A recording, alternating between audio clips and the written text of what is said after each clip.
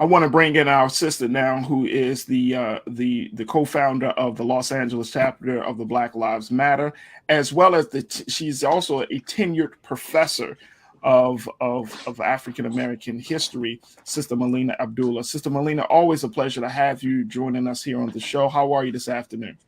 I'm okay. Great to be here and great to listen in, and really appreciate that analysis that Brother Rashad gave, which I think was spot on. I'm also the director of Black Lives Matter Grassroots, which is the on the ground work that Black Lives Matter continues to do globally. So it's our collection of chapters and campaigns and movement work that's going on all around this world, including here in Los Angeles. Fantastic. Sister Melina, first and foremost, I read about what happened to you at Cal State, you being removed by force by LAPD. And this was happening, and Keenan, if we want to show that video, brother, please. This was happening during a mayoral event where there were a number of protesters out there because they were protesting, saying that all the candidates at this mayoral event was not being represented. And as a result of that, police decided to take you into custody and others. And we show this video right now, Sister Melina. Tell us what was going on. What led to you being removed? What led to the fact that, you know, it didn't seem like there were anyone that really came to your aid? So let me give you the moments before the violent removal, my violent removal. So you got what happened, what people captured outside of the event, but inside the event, it was in a student union theater, which accommodates about 192 people. There were less than 20 folks in. I've been a professor at Cal State LA for 20 years. I teach Black Power. And I had my students there, and I told them there's a mayoral debate. You know, we're going to go, we're going to analyze it. We're going to talk about what it means that the first viable Black woman candidate is running. And they were denied entry, but I've been there 20 years. So I know every entrance to every building. So I just walked around and walked in through another door and sat in the theater. And as I was sitting there, the director of the center that was sponsoring it walks up to me. I've also known him for more than 20 years. He walks up and says, "This is a ticketed event." I had on my mask, so I took off my mask and I said, "It's me." And he doesn't say anything, but 20 minutes later, it was actually campus police come in. And one of my colleagues was asked to leave, and she left or starts to move, and then they tell me to leave, and I contest that, not protest, but I said, "I teach here." Next thing you know, they grab me by my shoulders and drag me down the aisle. I'm reaching for my purse, and when I get to the end of the aisle, the two male officers yell out to the women officers, "Grab her feet." And they grabbed me by all fours, each of them tugging in a different direction. I'm yelling, "You're hurting me." None of the candidates on the stage did anything. All of the candidates were on the stage. The director of the center doesn't say, "Hey, leave her alone." They actually carry me through the building. And why it looks like no one came to my aid is because about 50 folks were trying to get in through the front door.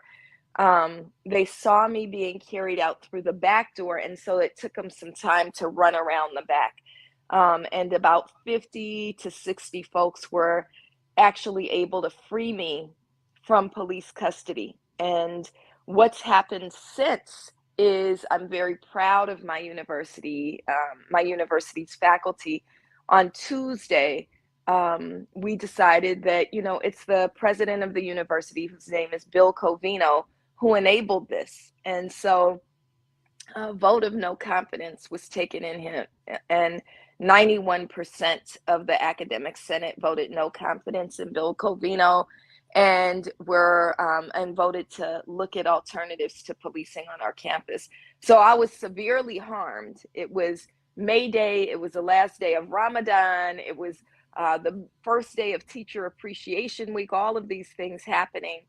I was harmed physically, and I was also humiliated, right? So my legs spread open, I was dressed, but it was not a way that anyone should be treated. And we're going to turn that harm into something that's a victory for both the campus, but also the broader Black community. And one of the big things, Sister Melina, is that you're calling for the president of Cal State to resign. Is that correct? Yes, we're calling for him to resign, to step down, or be removed by the Board of Trustees. And what has been, as a result of that call, of that demand, what has been the feedback that you received? So that's the no confidence vote, that Okay. 91% of the academic senate agrees that he needs to go. So this all happened. I mean, just to let our watchers know, you are a tenured professor. This is where you got your tenure at Cal State. Yes, I'm a tenured professor. I was chair of Pan-African Studies for 9 years. I've been teaching there 20 years.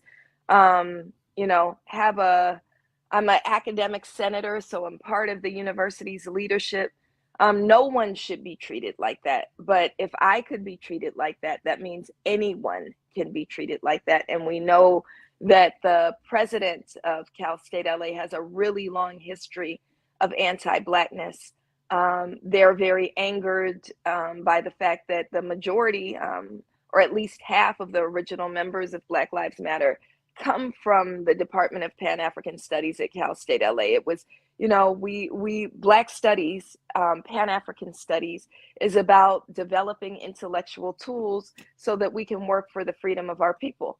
And so, in 2013, when Black Lives Matter was birthed, it was students and faculty from Pan-African Studies in the streets birthing Black Lives Matter, not only in Los Angeles, but that would be the first chapter that then births this movement that becomes the largest global movement for racial justice in the history of the world. And you would think that anybody like us who say, well, that's what universities should be doing, they should be honing those intellectual tools, we'd be praising that. But instead, if you are leadership or misleadership like Bill Covino, you see that as a threat and you try to squash that, including attacking people like me and others. I'm not the first person to be attacked. He's called campus police on students, he's called campus police on faculty, and been really, really anti-Black over his 9-year legacy. And so we're saying that legacy needs to come to an end now. So there were, I mean, this was a mayoral debate. You had some of the major candidates running for the mayor of Los Angeles, President Karen Bass and others. What did they do while this was all happening? They did absolutely nothing. And that's also, hurtful. I've also known Karen Bass for 20 years. Another one of the so-called front runners, his name is Kevin De Leon. I've known him for 20 years. In fact, he was my student. I often take credit for him because he took my class voting campaigns and elections, and now he's in office, right? These are people that Karen and I communicate on at least a weekly basis. And so I actually, as I was being hurt, I said, they're hurting me, and I called both of them by name, and neither of them lifted a finger or said a word.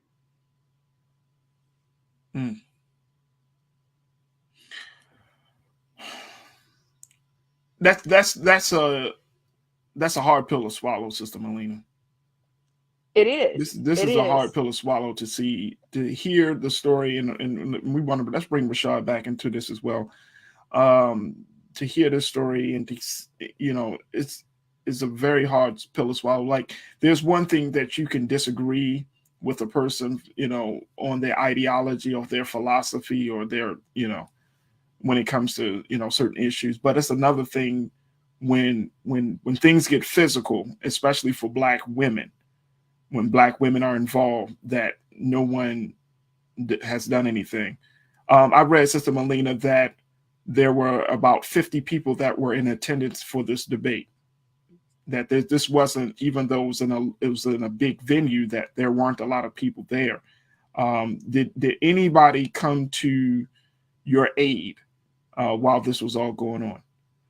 So there were about 50 people outside who'd been Okay. locked out of the event, but inside that theater that seats 192 people, there were about 20 people, and that includes the candidates and the media. In fact, it was so sparsely attended that I heard the cameramen who were standing behind me going, "Where is everybody? Where are all the students?" And the truth is, the students were locked outside. Wow. Wow. Yeah, this just listening to our sister one, I want to say, we see, we recognize, and we honor you for your work. And I'm fortunate that you had to go through this, but thank you for standing in whom you are in your work. It sounds like much of a powder keg situation that it was brewing over years, but it had to take this one particular incident to move things and have these courageous decisions that should have been addressed years ago. So, but thank you for being, an unwarranted martyr. And I think most of the time, who acts to be a martyr in that work. But I'm grateful that you're still alive and you still be able to give your voice to the unfortunate circumstance. But being the change agent and the champion you are for us as a community, thank you for still staying steadfast in your work. Um, but what gets me is these 3 points as I'm listening to your story. One is the idea of around having a closed ticketed event for a forum that should be that is centered around public elected officials, right? So what is the intentionality of having a ticketed event that is minimum in representation and people being in the audience on a large scale university that has its own department that is building up young people, and it shows this validity and impact as one of the young people that was a past student as an elected official and often going towards expanding into another political office. It calls into question the intent of that actual forum, the college and the university, and as well as seeing the interests of the young people in the communities that wants to be there. Why not create space for them to hear the same person, if elected, that will have the pen and power that directly impacts their community? And that is an issue that we have around civic engagement. If we are going to be civically engaged people, we need the Mm-hmm. space to do so, to hear directly from those people. And the second one is when they see these situations happen and you have a interpersonal, intergenerational relationship with these elected officials that are serving or are candidates to serve in position. When you have these incidents that happen in real time and you see them not show up and use their power and influence to address or be resolute in that manner, it makes you question what would they actually do once they are elected. Mm. And the third part is with our sister, with anyone that understands or have went into higher education knows that getting a tenure position is not easy at all. It comes with a sense of that person have their own credibility, expertise, and knowing their work and the impact and how it can directly build up the credibility of the institution, but also how they pour into our young people. That this sister has done her work shows for itself.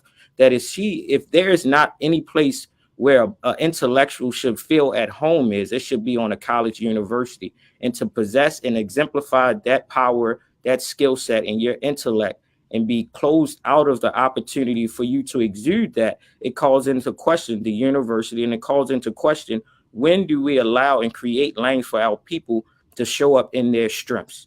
If she cannot show up in her strength of what that is and to bring her students in there to implement their skills and what they're learning in real time, is our colleges and university really servicing their purpose? Mm. Sister Melina. I would just, I appreciate all that was shared, and I would just, I guess, underline some of the points that were made, especially the points around the candidates. If they're running for mayor of Los Angeles, one of the things that we saw is after the abuse happened, everybody was outraged, and I'll send you some of the video of what happened inside, because what happened inside was even more horrific than what happened outside, right? And so I'm yelling, they're hurting me, and calling them by name. What the candidates said, Karen Bass and Kevin De Leon said, is They acknowledge that they know me very well, that they've known me for 20 years, and then said, "We didn't know that was her." What bothers me is, one, I don't believe them. That I think I'm pretty recognizable. In fact, when I yelled out, I even took my mask off to make sure they could see me. And even though it's a 192 person theater, that's still very small. So the debate hadn't started, they could see.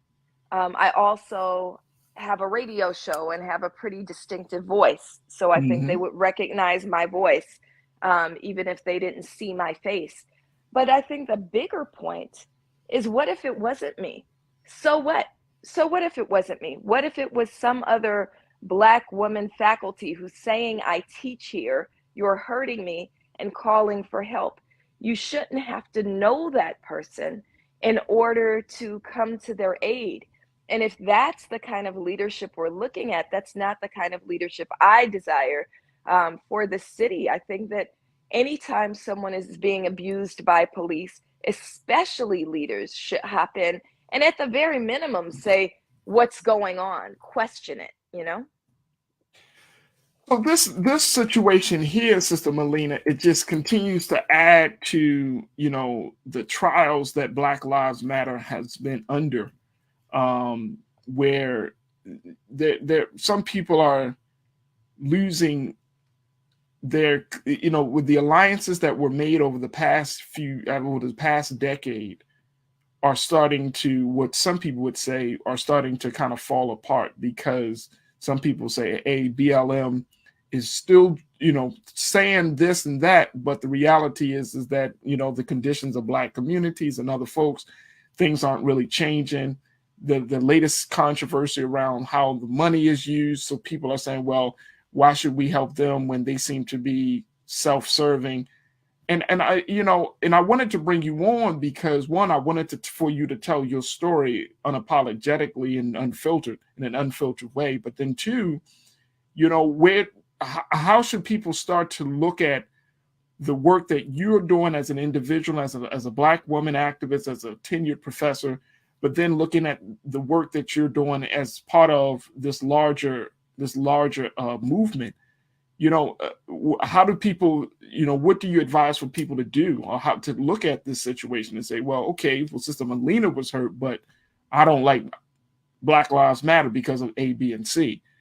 It's, I don't know if the buy-in or if the trust and faith that people have for Black Lives Matter is as strong as it used to be, where a moment like this, they would have normally stepped in a few years ago. But now that things have changed, how do you want people to look at this situation? It's just trying to wrap my head around it. Yeah. So I do want to say that, as terrible as it was what happened to me, people did step in. And again, they wrestled me, literally, physically wrestled me, at great risk to themselves, away from, the police who were trying to bring me harm. So I want to lift that up. And I want to say, if there's beauty in anything, there's beauty in that.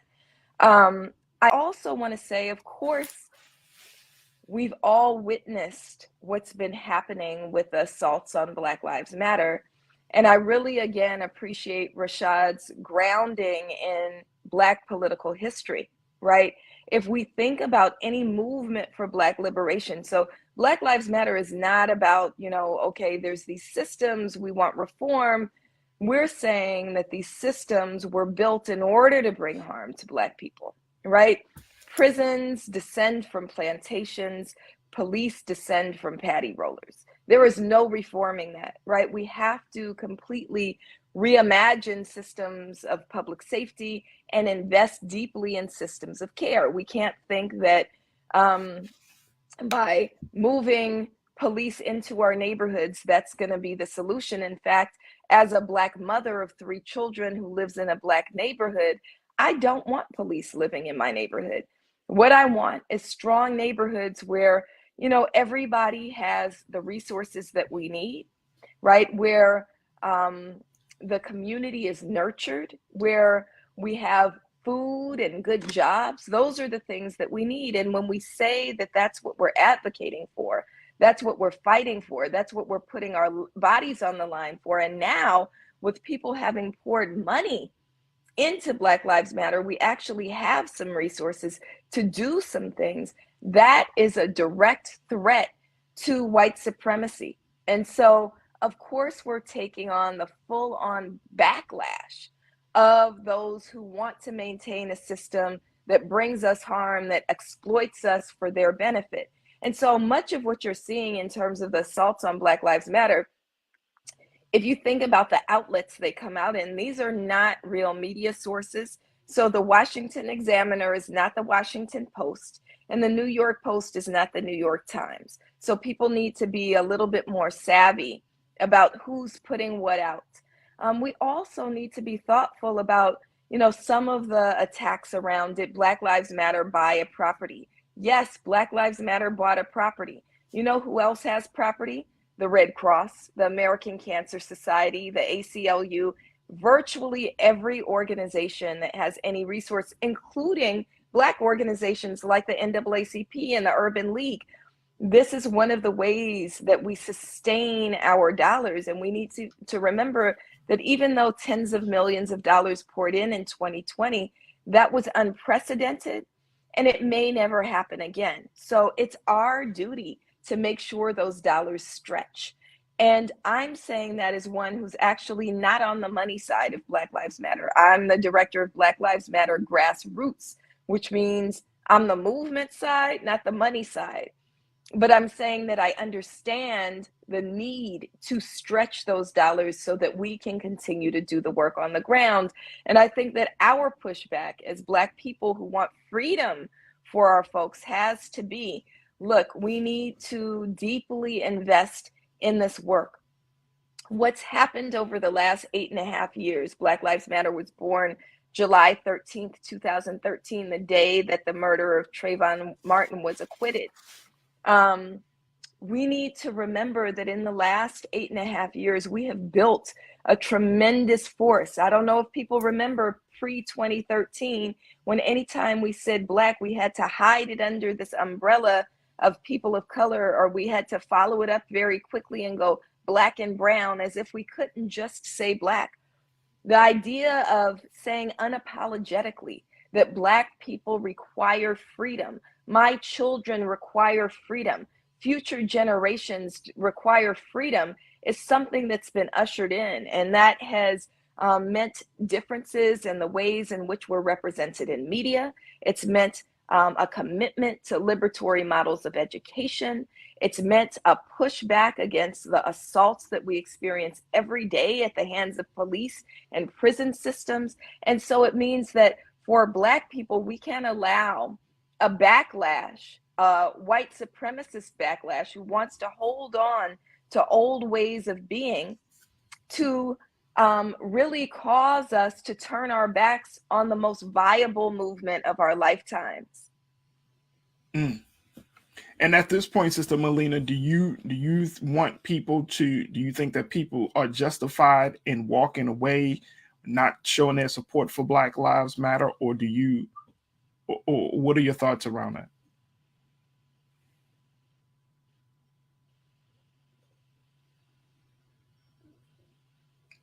Sister Melina? We have a protest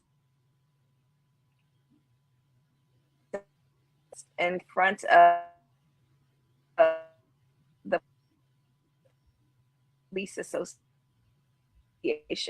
I don't know if you're in Los Angeles, every single week. And they're not the hundreds of thousands of people that we saw in the street in 2020, but it is hundreds of people. So the idea that people are turning their backs on Black Lives Matter actually is not true. It's that, in a moment where we're moving out of a pandemic, when we're trying to find our footing financially, people can't be in the streets forever. We're still resolute. We're still saying names like Peter Leoya, or Patrick Leoya, who was murdered in Grand Rapids. We're still lifting up names like Andrew Joseph III, who was 14 years old when he was murdered as a result of police action in Tampa, Florida. We're still fighting for Black lives and demanding changes in policy. In terms of Andrew Joseph's name, we're demanding the end of qualified immunity, right? We're still taking that on. It just can't forever look like hundreds of thousands and even millions of people in the streets consistently. But we have to fight in every way that we can. I'm especially inspired by the children who are leading the Black Lives Matter in Schools work along with their teachers, saying that we need to invest heavily in education and nurses and counselors and librarians on our campuses, and remove the police who actually on a daily basis, traumatize our children. And they've been really, really successful in demanding care, not cops on their campus, and demanding police-free schools all across the country, but especially in cities like Los Angeles and Oakland. And so, no, I don't think Black people are turning their backs on Black Lives Matter, but we have to remind ourselves that this work is constant. And in the words of Angela Davis, freedom is a constant struggle.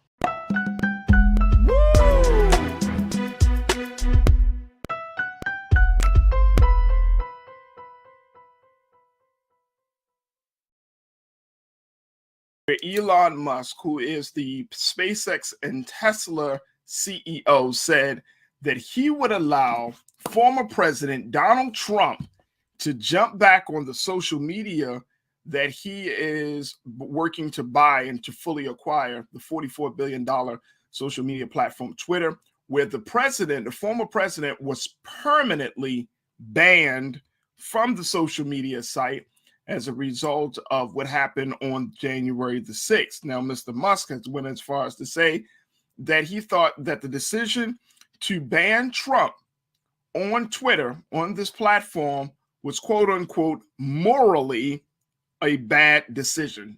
He said that. And he spoke to the co-founder of Twitter, Mr. Jack Dorsey, and the CEO, and they both agreed that Twitter should not support permanent bans on accounts unless it involves bots or spam or scams. Yeah. Now again, former President Donald Trump was banned from Twitter. It was that decision. And the Twitter cited the risk of further incitement of violence due to what happened on January the 6th. I want to bring in our culture crew on Tuesdays. We are joined by Lise Winnie, host of Millennials Anonymous podcast that can be heard on all podcast streaming platforms. And we are also joined by Iman Heath, who is an activist entrepreneur as well. Iman, Lise, always good to talk to you on Tuesdays. How are you ladies this afternoon? I'm well. How are you? I'm good. Iman, good to see you again. Right. I'm better. See my eyes. So this was the big breaking story that's happened that everybody is talking about around the country. And I think, Lise, I'm going to start with you. I think people had an inkling that this would be Elon Musk's stand, like this would be his decision. But we were all kind of waiting, trying to say, okay, is he really going to allow him on or not? But what do you think that Elon Musk was saying? I know he says that it was a morally bad decision. What do you really think is behind this? Is it the fact that President Trump said that he would stay initially just a few weeks ago? He said, look, I'm going to stay. I don't need Twitter. Even if Elon Musk allows me back on, I'm going to stay on my own social media, Truth Social. Yeah, and I think he will. I think for a while at least, Donald Trump is going to stay on Truth Social because it only makes sense. Like, you can't have your biggest following on Twitter. You know, he's not making any money off of that. When it comes to a moral stance, now, here's the thing. I know a lot of people are upset about this. And Elon Musk, if he is, I don't know, is the deal final? Because technically he still had to get some extra financing. So I don't know if the deal is final. But if it is final and he is the owner of, of Twitter, it's a private company. He has the right to do that. If he wants to allow Donald Trump back on there, he did say that if there are certain tweets and posts that shouldn't be seen, they should be muted or deleted, but not necessarily ban the person altogether. he was concerned that you're alienating a bunch of people. Elon Musk is about money. Have you seen what he has done with cryptocurrency? Anything that he says is like, oh, go buy this tree coin, and then people go out and buy it, and then he pulls all his money out. Like, he's about the money. And if you're alienating the middle half of the country, you can't sell ads to them. So I think a lot of this has to do with he's a businessman.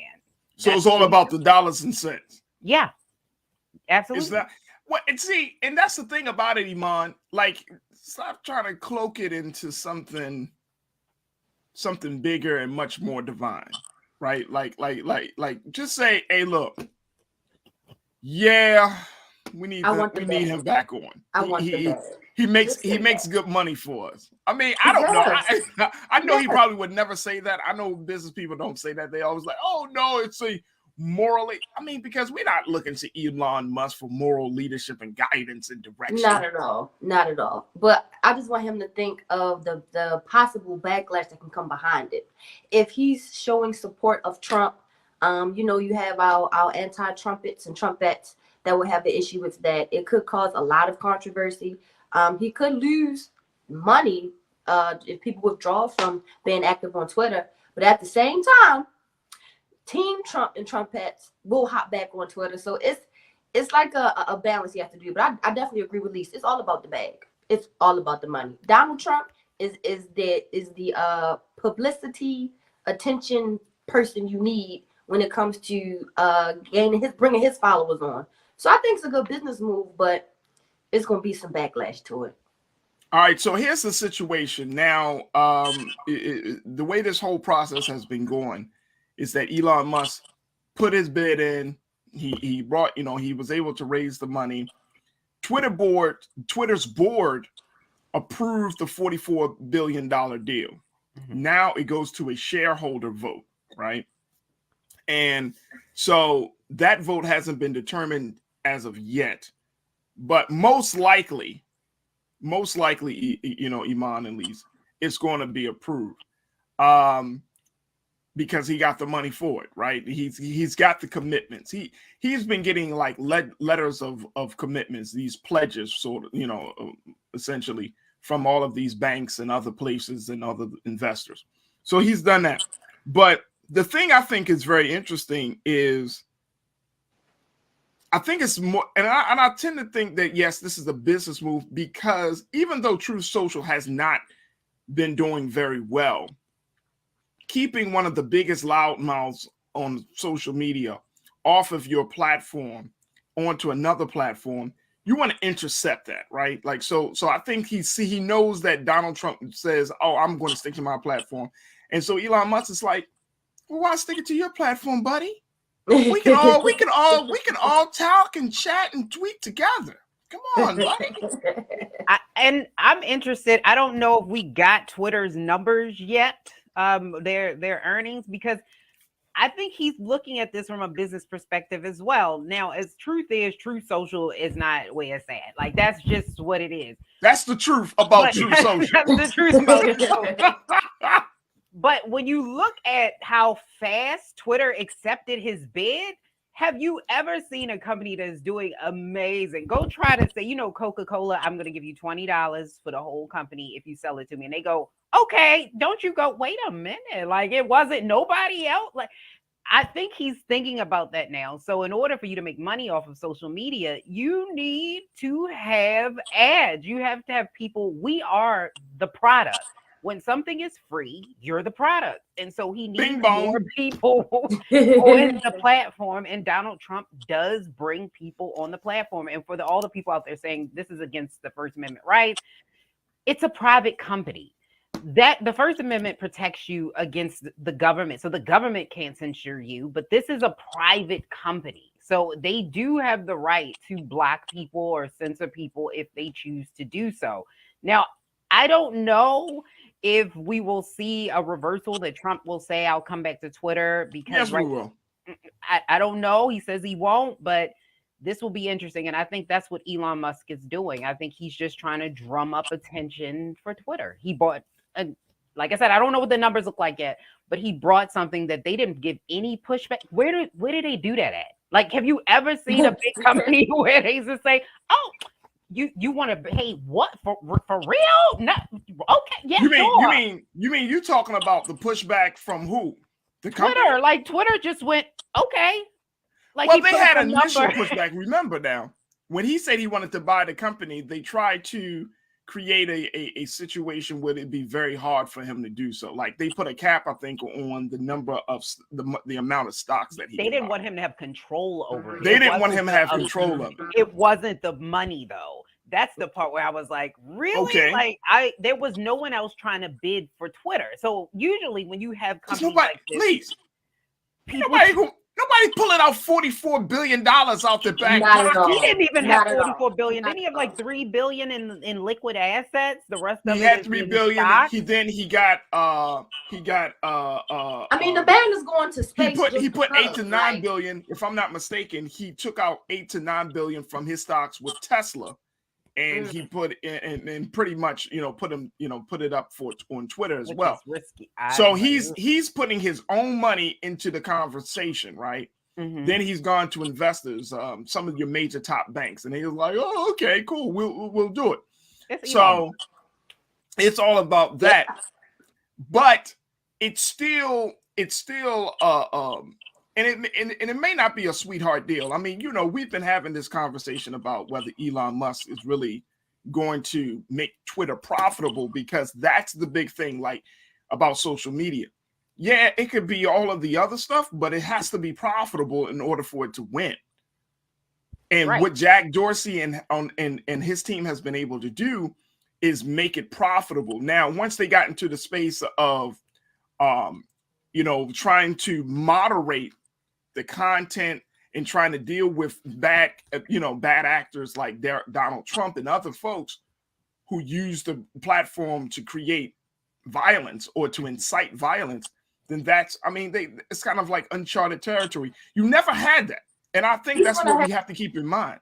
He's going to have to balance between freedom of speech and not harping on that portion so much as to have some type of boundaries or control, because to have a free Twitter, or be able to tweet whatever, however, and say whatever, however, it still needs to have some type of boundaries, because again, that can incite a community of violence, that can incite more rage and more divide that we already have. Like, to think of the things I know on Facebook, you can't even type the word gay. You will go to Facebook jail typing the word. So it's certain boundaries, I think, that should be had. No one should be banned, but he has to be careful not to take the freedom of speech thing and blow it up too far. Because people, y'all know how people go. It'll go completely left. Racial slurs, ignorance towards the LGBT community. It'll open a can of worms of a lot of things that we really don't need at this time. We're divided enough. Well, see, that's the thing. Again, if you're using your social media platform as a space as a moral compass, like that is totally to me, that's not even what people brings people to Facebook, Instagram, Twitter, and all of that. Nobody's looking for these spaces to be a moral compass. They just want to at all. It's drama. Everybody wants to post drama. pictures. I mean, you know what I mean? Like when Boosie said what he said on Instagram, he blew up. Yeah. So it's people go to the drama, and that's another reason why Elon Musk is he wants to bring on Donald Trump, because people run to the drama. It entertains us. It's entertainment. Yeah, I think he wants popularity in the space of social media. It is very hard. Every day something else is popping up, whether you have TikTok, something else, and this one and that one. So you have to constantly keep people's attention. If I'm being honest, Twitter's the one place where I can't, the retweeting of the tweet, it's just like algebra to me. Like, I hate Twitter. But I mean, it's where you need to be. Like, if you really want to reach out to a company or something, this is where all the cool kids hang out. They hang out on Twitter. So you want to have the most popular. It depends. I don't know, Lise, because I understand why you would say that, but I don't know, because I know there are a number of, Generation Xers, millennials that are like, Twitter's for old people. Twitter's for politicians entertainers, and corporate America. It's Are not we the old for. people? It's not for. We all. It's not well, for I'm the, old. the You're quote not unquote old, the but regular I'm man old. or woman. Yeah, I don't think that. I think if you want to be seen by a company, like if you want them to get, you want to get their attention, you need to be on Twitter, not on Instagram, not Right. on Facebook. You want to be on Twitter. So that's what I mean by the cool kids, even though I don't really believe in this hierarchy of society Yeah. that we've created. But that's what I'm talking about. It should be interesting, like I said, to see how this plays out in the long run as far as freedom of speech, because again, this is a private company. This is not a government run platform. If that was the case, then we could start having those conversations. That's like if you go to a baby shower and they say, don't say baby, you can't say, you're infringing upon my rights. Like you can't do that because this is a private, little party. I do think he's on to something though, as far as what is being banned, because sometimes people get banned on these social media platforms because the platform itself doesn't necessarily like it, or you don't like it. It doesn't mean that they shouldn't be able to speak, because they're not really organizing in these spaces like they are, on this black web. Like that's where these people, 4chan and all those places, that's where they're starting to organize. And I don't want to push these people off where you can't see them. If you shut your door and you closed off to the public, we can't see what you're doing. So that's my concern as well, because at least these platforms are somewhat monitored. You can somewhat track it. So if somebody puts something on there, at least you know who said it. Now we do need to get rid of the bots, but all right. I'm gonna get to that point, Lise. Okay. I'm gonna let you have that point. But I have a big butt. Not like, of course not like, but I have a big butt. Okay. Do you? You got a Yes, big butt? I You do. cannot lie. On? You got a big butt. You cannot lie. Because look, I mean, you got this stuff. Like, I don't know what's on it. I don't know what's on your timeline, or like you say, you detest Twitter. When I'm on Twitter, you know what I'm saying? I'm coming across all types of people, right? Mm-hmm. All types of people, different philosophies. And I don't want to see that. I'm going to be honest with you. Like, I don't want to see racist hate speech. And I don't want to see that. Like, that's not good. Look, there was a New York Times piece, and I think we're going to talk about this on the show. Okay. At some later point. But they just, New York Times, they just put out this article saying the impact of social media on adolescents and how they view the world. And I'm like, and how basically social media has negatively affected young people starting from the age of 10 all the way up to 18.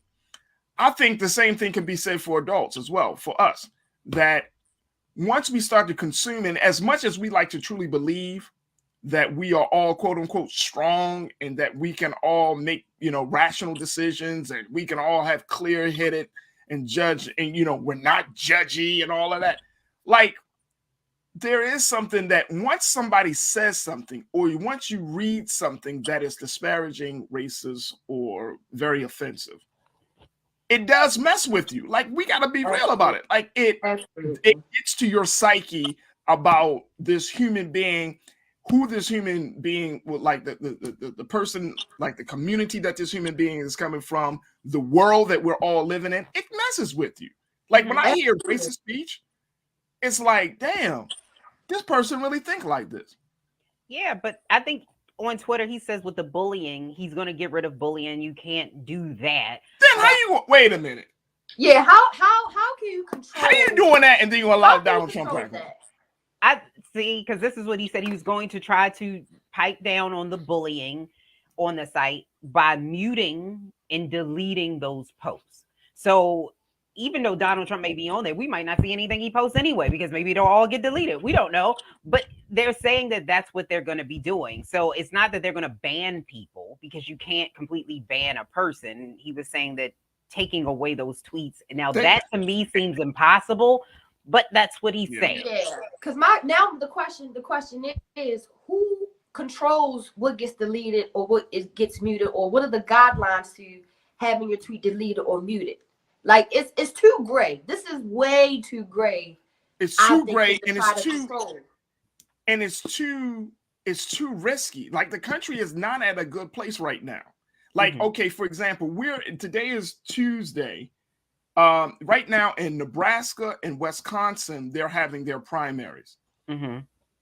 Both primaries, Donald Trump endorsed candidates for those respective offices in those two states, right?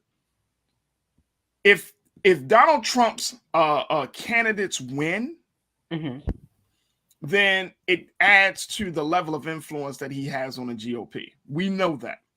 He's allowed back on social media. It opens the door for even more stuff. And that's the part about it. I want to share this is what Elon Musk had to say about this whole idea of democracy. And this is why this is like I don't know whether this is just BS or this is something. But Keenan, let's post this quote, what he said about democracy and free speech. He said this, folks, and I think this is really interesting. He said free speech is the bedrock of a functioning democracy. Keenan, we could post that. He said free speech is the bedrock of a functioning democracy, and Twitter is the digital town square where matters vital to the future of humanity are debated. I don't agree. I completely, honestly, I don't agree with that freedom of speech, because when you start censoring people, you too can be I think that's the part that people are not realizing. If you start to censor people, right, you too get wrapped up in the censorship. I know a couple of people that saying I'm blocked on Facebook and I'm blocked on Instagram, and because I just said this, like, Iman just said, if you type in a word, they will automatically block you. So you too get banned. So then it becomes who does get a chance to speak. And so we do need to hear, because like you said, you don't want to see it on your timeline. The benefit is you can kind of unfollow people so that those things don't come up on your timeline. But also, it doesn't mean that the people aren't saying this. I would rather know this is who you are than to be in a job interview or sitting in there with you and not know. But see, is that like with Donald Trump, the way we already know who Donald Trump is. After 4 years of having him in office, dude, I know you well. I know you well. Matter of fact, I know you so much that I know you're gonna be like, you told us a couple of weeks ago you're not coming back on. You lying. You coming right back on this piece. You know you are. Stop playing. You're not getting the same type of response. You're not getting the same level of follows and followers that you're getting on your own social media platform. Stop lying. You lying. So we know people, you know what I mean? But again, it's like I'm not trying to encourage people to be in their own an echo chamber. I'm not encouraging that. But there has to be a line drawn somewhere. This dude is getting rewarded.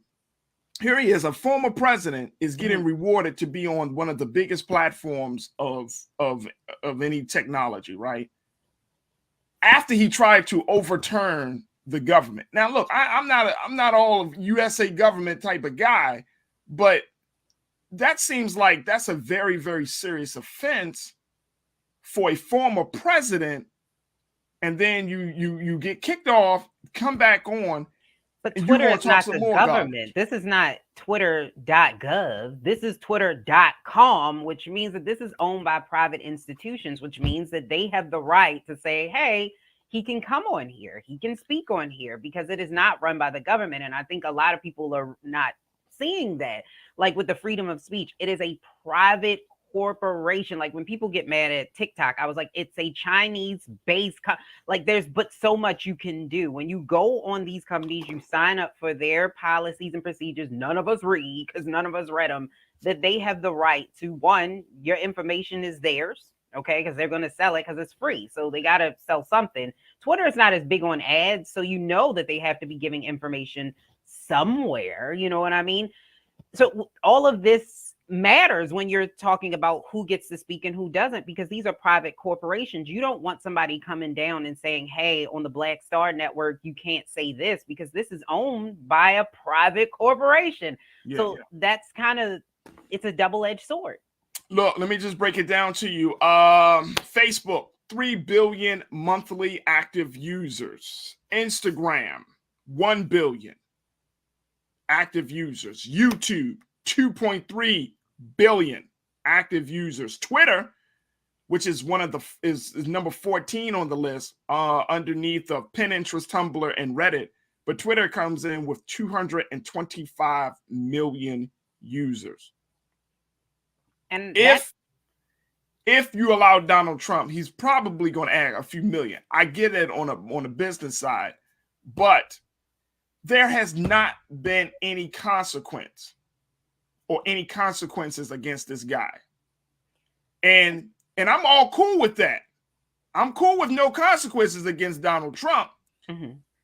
Don't bring consequences on this side to us, though. Right. Don't go hard on people, you know. Don't go hard on anybody else if you don't go hard on Donald Trump. Yeah, I mean, so if you allow Donald Trump on, you got to allow Minister Farrakhan on. You got to allow other people who you deem to be controversial, mm-hmm. who you deem to be crossing a line. You got to allow them back on. If that's the way it is, if this is the digital town square where everything is of great importance is being debated, you got to allow everybody back on.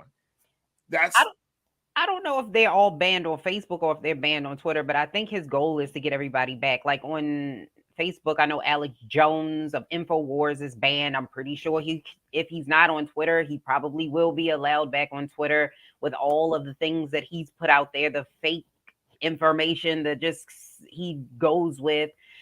So I'm pretty sure that's what will happen. But again, we as Americans, we as the consumer have to have some level of discretion of what we know is true. We have to be able to discern between this is true, this is false, this is bad. And we can't allow the private corporations and companies to be the one that tell us who can speak and who cannot. No, we're not.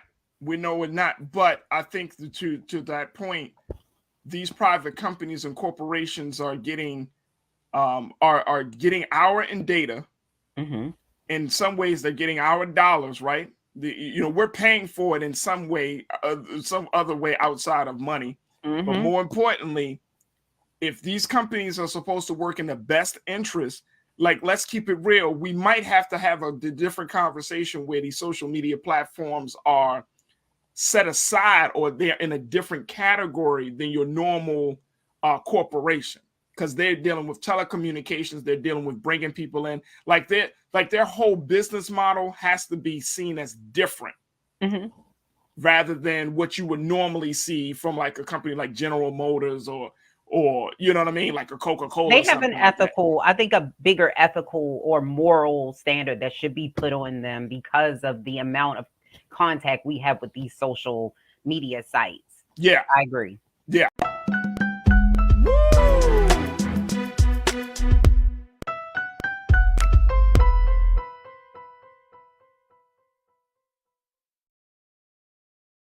We're looking at a very, very serious misinformation campaign facing Black voters. Black voters are being targeted across the country for making sure that it dissuades Black voters from going out to vote, dissuades Black voters about who about the candidates and where they stand. And so I wanted to have a conversation about this because we're finding that this is such a problem, and especially in this important, critical midterm election, we can't afford to be lied to anymore. So I wanted to have a discussion about this, and I'm going to bring in Culture Crew member Rashad Staton, who is a nonprofit organizer and community leader, and get his thoughts on this. Rashad, thank you so much, brother, for checking in and being a part of the discussion. Hey, peace, brother. Happy Thursday as always, man. For the culture. Happy Thursday. Happy Thursday, brother. Yes, sir. I want to post this. Keenan, I want to post this because I think we need to look at how serious this misinformation campaign really is. According to Representative G.K. Butterfield, who's a Democrat out of North Carolina, he said the practice of misinforming voters, quote, has been weaponized and targeted at communities of color by racist and anti-democratic actors who seek to intimidate voters of color and discourage them from participating in the democratic process. He also said that voters of color are targeted with disinformation narratives specifically designed to appeal to each community's concerns in ways that will alienate voters and suppress turnout. Now, here's my thing, and I think that the representative is right on target. But I also think, Rashad, that, you know, asking people to vote at a time like this, where some people feel like their interests aren't being addressed, where they feel like their grievances aren't being taken seriously, that it's not the low numbers or the turnout is not just about the information that people may read about or see on social media or anything like that. It's just really coming from the government. People are just not happy with their government. Yeah. And I feel like we're not adding that into the conversation. Like we're like black people love to vote, man. We know that, you know that, I know that. We love to vote. We love to talk about how much we love to vote. We love to say that we tell our children to vote. We love to talk about the history of our people when it comes to voting. But we're not talking about the fact that it's not about those things. It's really about the government's lack of performance or the government's decision to not address the issues that are facing Black people in this country. Therefore, the government has created, dissuaded, and uninterested voters. Not the narrative, the government itself. What's your take on that? Am I wrong on that or not? I think you can ring the bell right there. I think you just hit it on the nail. Like you said, this is not a place where we can just identify one particular problem as it is the sole reason, right? I think what you said as well is the country, and not even specifically to Black people, but the country themselves have a low morale and confidence in where our government and our elected officials have done since their election, since what they have put as a prioritization to their campaigns and what they have done since being elected. It's one thing about Black folks, like you said, is we take pride in voter engagement and civic engagement once we are informed and once we feel as though that we are part of. So the idea of that sole problem being a disinformation campaigning and the specification of targeting us to sway us from being civically engaged, that's one of the many different factors that play into this particular round, whether we will be in these long lines or we'll be sending in our mail-in ballots and things of that sort. The reality of itself is, at a certain point in time, we as a people are going to awaken and come to the fact that, hey, some of these things that we have been doing, we either have to just completely move away from, reconstruct our own governmental systems, or reform it in a space where we see that what we want has been prioritized and we see implemental change in real time. The fact that none of this is surprising me. I believe since the Reconstruction era, when we did see some of the highest representation of Black folks immediately after slavery, there has been a campaign of different disinformation. If you know that a Black vote can sway an election, why would whom that wants to play this political game not go after the ones that have some of the strongest voting power? That is not to say that we're not already aware of it, right? But in the sense of we are aware of that, as well as understanding that we still have not gotten our 40 acres and a mule, or whatever we want to say is our goal and our gains of being civically engaged. I mean, yeah, we still haven't got that. We definitely still haven't gotten that. We still ain't got our student loans forgiven either, right? So it's more like we can go down the list of things that have been promised to us, and we can go, and if we had a checklist, I'm certain that majority of those checklists will still be unchecked, right? So that's the reality of it. It's like, when do we come to a reality that the system that we are being engaged with has still not done their part to the population that they often try to garnish votes and try to get us to stay in this democratic process, and they come and they knock on our doors and they rally behind us and they create these buzzwords. And then when they are seated, the same people that help get them in office or tip the voting scale, they are the same ones that are least prioritized when it comes to policy, when it comes to policy reform, and when it comes to us creating new legislation and opportunities.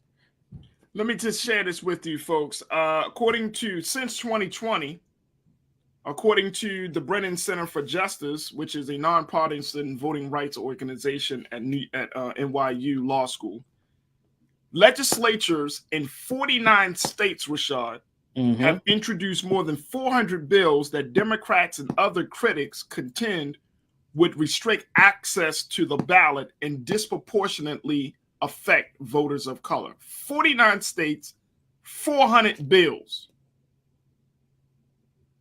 to restrict access to voters of color since 2020. So we're talking about 2 years. And that number continues to rise. I'm talking about the number of bills continue to rise, even in 2022. My thinking is, and this is what Representative Butterfield also said, he said misinformation, disinformation, and malinformation. I don't even know what malinformation is. I guess it's bad information. You know what I mean? He said that is all a threat to our democracy and the free, fair, and equitable access to the ballot every voter is entitled to. See, now we're getting to a point, Rashad, that everything is a threat to our democracy. You know what else is a threat to our democracy? Not telling the American people the truth about what's going on with their country. You know what else is a threat to our democracy? Promising one thing on a campaign trail and then don't just totally disregarding it once you get into office. Those are the things that threaten our democracy. Look, Melvin Wright put it, he's one of our watchers. He said, our vote matters to get politicians elected, but afterwards, our voices seem to be ignored. When politicians don't win, the lack of black votes is blamed. Right. Damn if we do, damn if we don't. Damn if we do, damn if we don't. That's it. Like Taylor said, likewise, the news and other media outlets used to be a trusted source. Now I question the motives because everybody has been lying to us. If the government is lied, what they call the media, the fifth, what they say that we're like the fifth institution, the fifth state. If the media is lies, right, to fit their agenda. And these are the two things that we have been conditioned to believe are trusted sources, the government and the media. Right. If those two institutions lie, right, or they don't tell the full story, or their storytelling is so thwarted from our view of what's going on, or devoid of our view of what's going on, what do you expect people to do? People are going to become disenfranchised, man. And I'm not talking about just brand new young voters. I'm talking about people that had voted in many different elections across this country. And then come 2020, 2022. I mean, here's one of my big pet peeves, and then I'm Rashad, certainly let you speak on it, bro. If Donald Trump is on the ballot in 2024, if he's allowed to get on the ballot, what does that say? To not just black people in this country, but what does that say to any American? That you can have a whole criminal, whole person that has the highest position of office. Here's a man that has been complicit in treason, and sedition, but he still can run for office. But you saying, well, it ain't about the vote. Let's stop lying to people. Say, oh, it's just about the vote. Y'all need to come out and vote. Hell no, give us something to vote for. That's it. That's it. If we've been using our voice to power for so long and we understand our power and influence to the vote and how we as a people can sway in any electoral cycle, or midterms to any particular ones, right? When we get to a place of dissatisfaction, why would we continue to play the same game? At what point do we allow the accountability to go back on those same people that have perpetuated, have actually been a part of disseminating the disinformation, and say, look, this is on you all. When it comes to the vote, and we've been voting and we have been keeping you all in office, or we have swayed how the offices go, and we step away from it and say, hey, you all have not done your part. You all have not been accountable to our needs. So we're going to step away from it, and you all elect someone, but don't try to victimize the victim. Don't try to play the game on those that have become socially aware, politically aware that, hey, you all have not done your job. The disinformation one, of course, that leads to disenfranchisement, but that is something that we have always been in existence in, of not being as politically aware or understanding our political power as a community. But we do know that when it's time to vote, that we'll stand in those long lines, that we have risked our lives, that we have put other people's priorities above the priorities of ourselves in the betterment of this country, and hoping that we will be a part of these new legislations and policies, that it will make the whole country much greater in itself. But we have not seen that. We have seen this continuous cycle of a political game that has played game on us for far too long. And one thing about this information that's shared in this article is, not surprisingly, a lot of information when we come to a reality that, hey, this country and the media is finally starting to recognize and tell the truth about all the mishaps and all the misfortunes that they have imposed on us. None of that is surprising to me. When I read articles like this, I say, I'll be goddamn, about time you told the truth, because we already been living it. Right. So that is one. But the thing is with this, Faraji, me and you know this because we've been doing this work for so long. We go out every single day, and this is a platform like that has working, that works tirelessly and diligently to provide factual information in a space that is digestible for our people to receive it, employ it, and implement it in their daily lives. Even this recently, I had a conversation with a member in my own family about our gubernatorial candidates in the state of Maryland. And the conversation that was one of their strongest defense was disinformation. But I had to be intentional on how to discredit that information, that it doesn't sway them completely away from the candidate that they didn't know was probably the best for them. Right. So it was one is like, all right, where did you get this information from?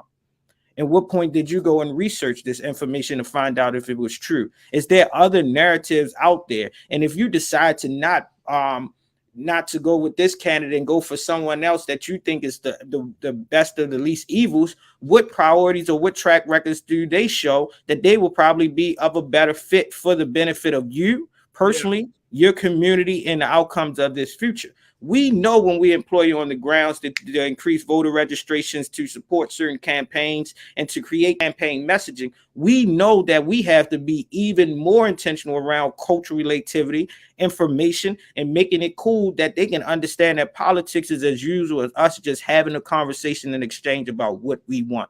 This information has been in existence and perpetuating Black votes since the Reconstruction era. We've seen the emergence of it again during the Civil Rights Movement. We've seen it again during the Black Lives Matter movement. And we will see it, unfortunately, again in our next social movements that will be forthcoming, because yet this country has yet to realize and hold a moral fiber that my great ancestor, our great ancestor, James Baldwin, has said for many years. Until this country address the moral fiber and hold a moral standard, they will never, America will never take heed of its dream, and its dream has always been alive. The infamous Kiki. Kiki, you always check in. You said we are in a culture war and y'all keep talking about healthcare and education, all real issues, but they don't care about any of that. That's why we got the show called The Culture, because I don't think anybody, and I agree with you, Kiki, I think that we undervalue how important culture is.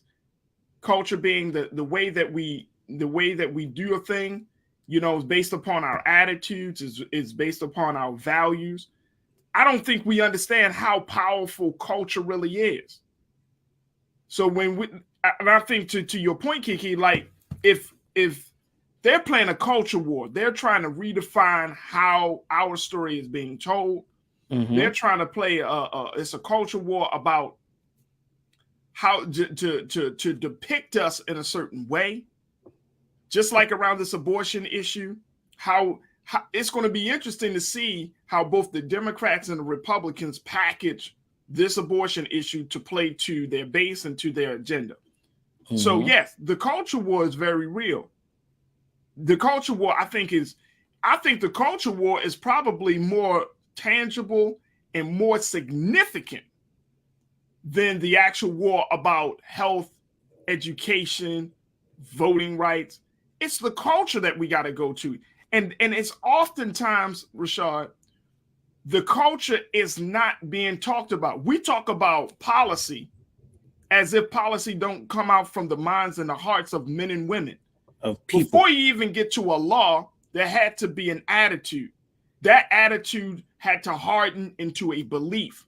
That belief had to be expressed and be fulfilled, so you create a law.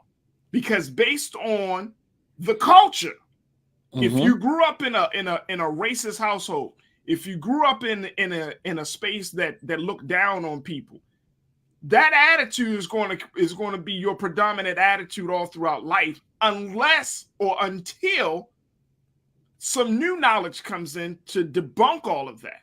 An awakening happens, right? And I think we're seeing Black people get to that place, and we're certainly seeing white people get to that place. But I think we downplay the culture too little until we get into conversations about like, oh, Black history and not being included in certain textbooks and all of that stuff. The culture is so important, Rashad, that I think that if we start to include that as part of the national conversation, it ain't about prices of medicine, it ain't about the curriculum in the schools. It's about the fact of what is the culture around education in the Black community. What's the culture of healthcare when it comes to our relationship to big pharma and the constituents? Those are the things I think matter. What's your take? Yeah, I think you nailed it on the head. If we use our culture as the pinnacle of what keeps us grounded and what is our DNA as a people to the point that it can't be attested, then we are hitting on that this gem that defines us as being God's children. And I think that's powerful, and in which I think that's the name in itself of like the culture for this show. It's because we are often talking about the culture and how the culture dynamically can influence all the different social issues, the social determinants, and the things that show up in our lives. And the way that we perpetuate and live through our culture is how we're going to often try to address the things that is forefront to us. But even when I'm thinking about these, it's like now we have this research that is showing that there has been targeted disinformation, and we know that this to be true. What are we going to do about it? Right. And it's not more of the people that is receiving it on their end, because they're not the ones that's creating it. But similar to what we're seeing every day when we go on our social medias and we want to post anything that's related to COVID vaccinations or COVID information, the federal government has regulated things that populate and say this information may not be true. And it then sends you to another back-end database or a website that then gives you the credible information that they identify as credible to give you the factual information regardless of who is posting it. Can we get that same type of oversight when it comes to voter information, when it comes to political issues? If we have the capacity to do that in another lane, and we know that this can be just as impactful and it is just as potentially harmful to the people in this country, because this is correlating directly to our elected officials, our policies, and how we show up every day. Why can't those same systems be translated into a place of any time that someone being a ghost account or being account by someone that is, I call it the Twitter gangsters, that's just misleading us? Why can't that be debunked by you all placing in another tab below to say, hey, you might want to double check the validity of this information? And then until they do that, then we can, the same thing that's coming from our elected officials that's saying, hey, we know that that's existing. You have not used your political power to balance out that beam. And until we do that and we use these large scale things that we deem as effective in all facets of our life, then we're picking and playing of what we think and have prioritized of what truly matters. And I don't think that they still take the black vote serious. And they can, when the black vote doesn't turn out to swing the pendulum back to the Democratic or the Republican Party, of course they're going to blame us. And at that same time, we should not accept that bunch. Hey, look, if they don't take our vote serious, then we need to really figure out. And I'm not just talking rhetoric here. I'm saying we need to figure out. We can't keep giving up our vote and getting nothing in return. So, because what's the point of voting? Do we just not vote? And if we do not vote, will we be okay? If we keep giving it up and you don't get nothing back, it's like being in a relationship, baby. You keep making an effort, but the man or the woman, the person you're in a relationship with, they're not giving you no effort back. They're not showing no consistency. What's the point of staying in the relationship? Better to just be alone and love yourself. Hey, man, I could do bad all by myself, baby. And that's how we got to talk politics. Using cultural language. And I know people want to believe that things can change, and I truly believe things can change. Trust and believe, and trust and know that as a person in my role and position, I'm not doing this because I don't think things can change. I believe so. But I'm also looking at the relationship, and I'm also looking at the way things are currently. If they are not taking our vote seriously, then why are we keep banging our head like, oh man, when are they going to take it seriously? When are they going to take it seriously? When are they going to count our vote? When are they going to count our vote? And I know some of you are probably like, well, Faraja, you're telling people not to vote. I'm saying let's look at this and let's be very strategic about this. And how we place our votes. I'm not saying, look, I voted in many elections. My people didn't always, the person I voted for didn't always win. But I'm tired of being in a relationship where we making an effort, and we get subpar effort from the other side. And then we're expected to keep going all out. Yes, sir. Only to get our hearts broken.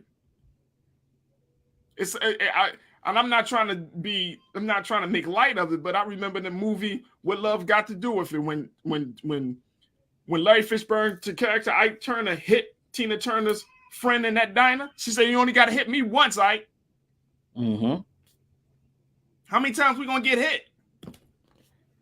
You know what? I don't know.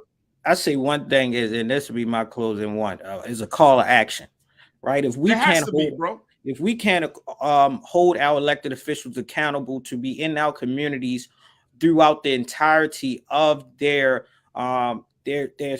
time in position, right? Does not just be on the campaign trail when it's time to garnish the vote, but once you're elected and we see you in your communities, you're still holding information sessions, you're still holding the brief sessions and things of that sort to keep your community informed of what you are trying to push and legislate and push forward for the betterment of your communities.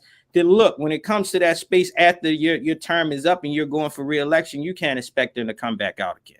And secondly, what we have to do, and that's a call to action to the organizations that I lead and I support nationally, locally, and statewide. We as a people, after gaining and raising the awareness around civic engagement and voter registration, we as community-based organizations, civic organizations, larger institutions have to do our part in keeping the conversation going year after year, month after month, with programming that informs our people of their voting power, that informs them of the political system, how policies are passed, when the House is in session, when the General Assemblies are in sessions, who are actually have power to appoint certain commissions, to fund certain policies, to fund certain educational systems. We have to have that thing. And one of the things is why we're doing it ourselves, for Rogers, while we're continuously trying to activate youth-led candidate forums, right? Because these young people are our next larger voting population. And if they become informed early on, they will make informed decisions as they become older, become more civically engaged, and grow into adulthood. So if we can't change the mindset of those that are elders and those that have become impatient with the political process, we must start from the young. And that's what Frederick Douglass has said. And some things has not been broken. We must build up and modernize those blueprints so that we can maintain and sustain a culture that is beneficial to us as a people. Bro, I appreciate that. And I want to be very clear. I'm not saying to never vote, folks. I'm simply saying be strategic. I think you should vote locally. I think you should vote for your congressperson. I think you should vote. You know, one of our watchers said that jury pools, forensics accountant, jury pools are comprised of registered voters. Yes, you can still be a registered voter. You can vote locally. But if Black people were to sit out this next presidential campaign, this next presidential election, what do you think will happen? I'm just posing a question. What do you think will happen? Now, the midterms, yes, because they're a little bit more closer to home. But the national, I think we should have a conversation about it. I think we should have a very, very serious, real conversation about it. Because I'm tired of being in an abusive relationship. That's where I am. I'm tired of being in an abusive relationship. We have to organize and galvanize our Black political power. And at this point, this cycle that we're in is not doing it. You're not going to empower the next generation.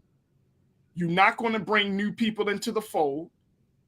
You're wishing upon a star that change is going to come.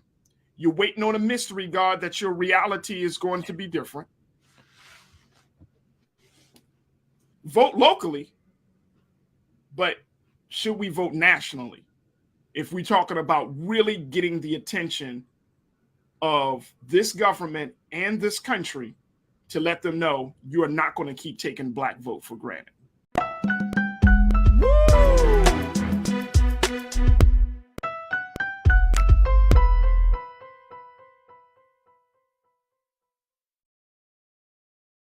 Oh, I wanted to talk about this. Lise brought this to my attention, folks. I had one thing in mind, but Lise brought something to my attention. And look, check this out. I was just like, I was going back and forth, like, do we have a big conversation or smaller conversation? But I was like, you know what? Let's have a smaller conversation. This is Lisa's idea. So Lisa shared with me that Walmart has a Juneteenth. They had a Juneteenth ice cream that they released under their brand called Juneteenth ice cream. But it came under their brand of Great Value. If you've been to Walmart, you know the Great Value brand is Walmart's brand. But they had a Juneteenth ice cream, and apparently this ice cream was so offensive that Walmart decided to take it off the shelves, calling for us to ask the question, you know, when you're talking about commercializing off of Juneteenth, like what is the boundary when you commercialize off of Juneteenth? Now, here's the thing about this ice cream. Take a look at that. Look at this. Look at this, y'all. Y'all see that? They apologize for selling Juneteenth ice cream, but let me just say that did we not say that this was going to happen? The moment Juneteenth became an official federal holiday, did we not say we're going to start to see some wild stuff happening? Now, y'all probably thought that this was going to happen on a Keenan, please show this again. Just show a little picture again. This is Walmart. I just wanted you to show this ice cream tub again. What is this? Half a gallon? No, this is what, a pint? A pint. Yeah, a pint. This is the pint of Juneteenth ice cream. And I'm not saying it to be funny. I'm bringing this up because as we get closer to the holiday, we're going to see a lot of people. Look at this. Look at this. I want to just hold a picture there. On the side, y'all can read the side. Share and celebrate African American culture, emancipation, and enduring hope.